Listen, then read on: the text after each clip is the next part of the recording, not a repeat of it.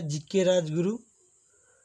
यह जो है भौतिक का हिंदी मीडियम 9th क्लास का एक चैप्टर, जिसमें समझेंगे विज्ञान और मापन क्या है, जिसमें विज्ञान और मापन में क्या क्या बात है होती है, उसके बारे में पूरे डिफिनीशन के साथ हम लोग इस पूरे चैप्टर में समझेंगे।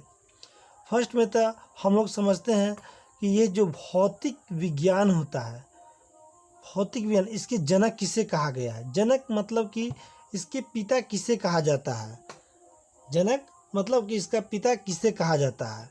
तो आइए समझते हैं भौतिक विज्ञान के जनक जो उसे न्यूटन कहा जाता है। भौतिक विज्ञान के जनक मतलब कि पिता न्यूटन कहा जाता है, क्योंकि इसी के द्वारा इस भौतिक का जन्मजात हुआ है।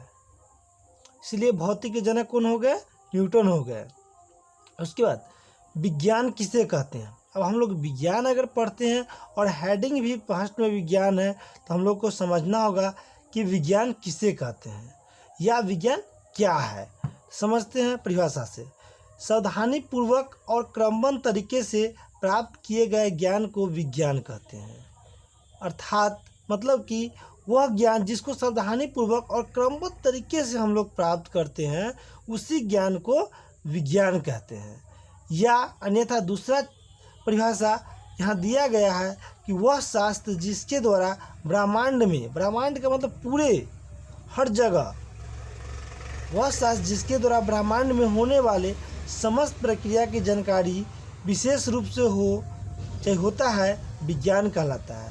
मतलब जिसके द्वारा ब्रह्मांड में जितनी भी घटना होती है उस सभी की जानकारी और समस्या का समाधान मिलता है, उसी जानकारी जिससे हमें विशेष रूप से जानकारी मिलती है, उसी को विज्ञान कहते हैं। विज्ञान का वैसे अर्थ ही होता है बीज और ज्ञान, मतलब विशेष ज्ञान, जिससे हमें विशेष ज्ञान प्राप्त हो उसे ही विज्ञान कहा जाता है।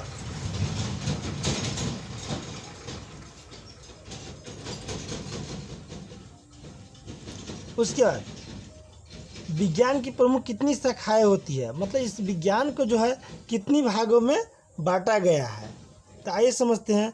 विज्ञान की प्रमुख 2 शाखाएं होती है, एक में भौतिक विज्ञान और दूसरा जीव विज्ञान। भौतिक विज्ञान वह विज्ञान चाहे विज्ञान की वह शाखा जिसके अंतर्गत निर्जीव पदार्थों एवं उससे संबंधित घटनाओं की जानकारी मिलती है। मतलब भौतिक विज्ञान में आ गया कि विज्ञान से संबंधित जितने पदार्थ होते हैं, उससे संबंधित विभिन्न प्रकार की जितनी भी घटना मिलती है, उसे भौतिक विज्ञान कहते हैं। निर्जीव वस्तु तो आप लोग जानते ही हैं, टेबल कुर्सी, मतलब ये सब निर्जीव पदार्थ में आ गए हैं। तो वही है भौतिक विज्ञान में विज्ञान की वह शाखा जिसके अंतर्गत निर्जीव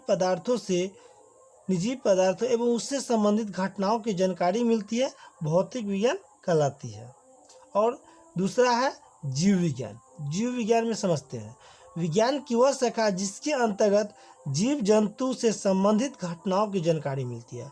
मतलब उसमें निर्जीव पदार्थों से था और इसमें जो है किससे है, जिसमें जीव जंतु से संबंधित घटनाओं की जानकारी मिल रहा है, उसे क्या कहते हैं? जंतु विज्ञान या जीव विज्ञान कहा जाता है।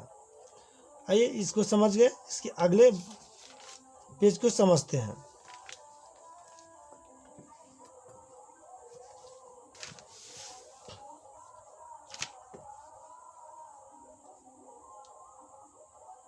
दिख रहा है?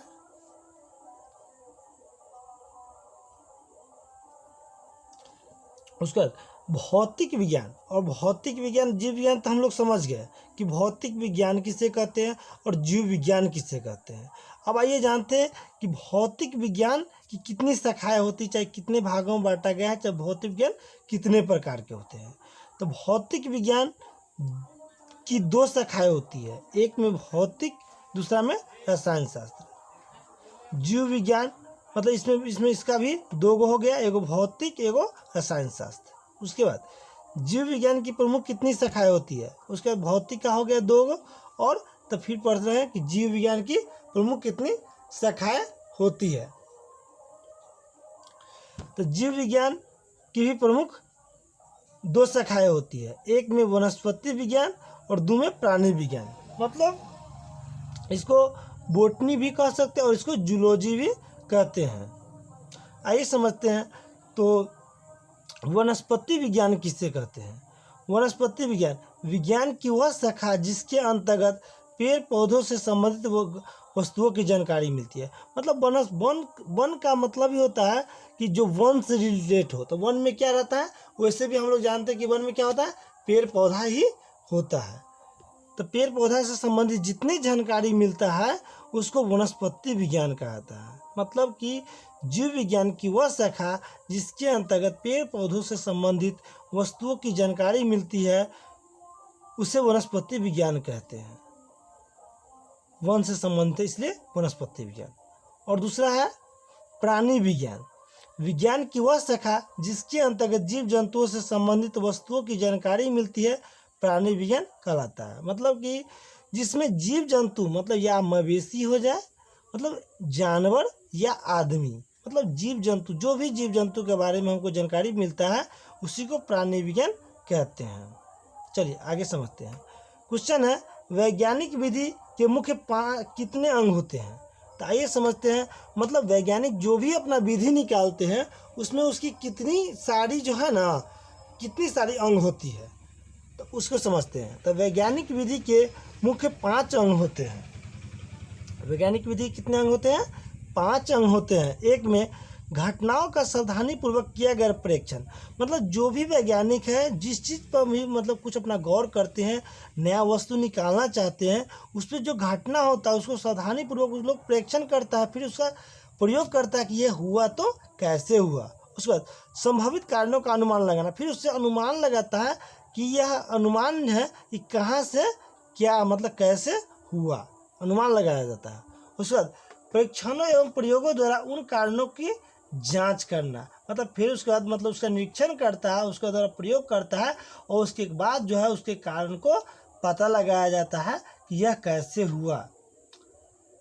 और उसके बाद कारण का पता लग जाने पर अंतिम निष्कर्ष पर पहुंचना। मतलब कि जब ये कारण का अगर पता लग जाता है वैज्ञानिक लोगों को तो क्या करते हैं, उसके अंतिम निष्कर्ष तक पहुंच जाते हैं। उसके बाद आवश्यकता अनुसार सोच और विचार में परिवर्तन करना। और वैज्ञानिक जो होते हैं मतलब जो भी मशीन बनाते हैं उसमें आवश्यकता अनुसार अपने सोच और विचार में परिवर्तन करते रहते हैं। कभी कोई मशीन अगर बड़ा निकल गया सोचते रहते हैं कि क्या पार्ट पुर्जा को उसको हटाएंगे जो थोड़ा छोटा भी हो जाए, सोचते रहता है। कौन सोचता है? वैज्ञानिक लोग सोचते रहते हैं। उसके बाद क्वेश्चन है विज्ञान एक, उसके बाद एक क्वेश्चन है